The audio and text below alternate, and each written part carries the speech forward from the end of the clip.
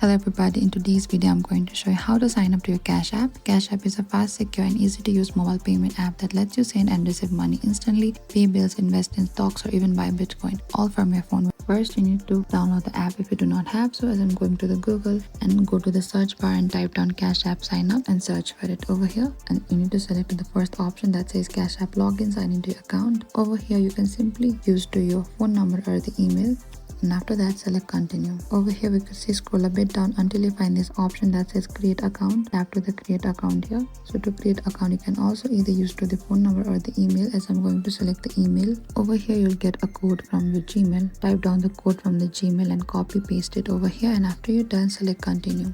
And the next is to create a strong password for your account. Make sure it's unique and not easy to guess. And after that you can also enter the basic information, and Cash App gives a unique username called Cashtag. This is how people can send money to you. Pick something easy to remember but avoid personal information like your full name or birth date. And once you start, Cashtag is set, your account is ready, you can now send or receive money instantly. Thank you for watching this video. I hope I could help you. Don't forget to like, subscribe, and if you have any trouble or confusion please comment down and we will reach out to you very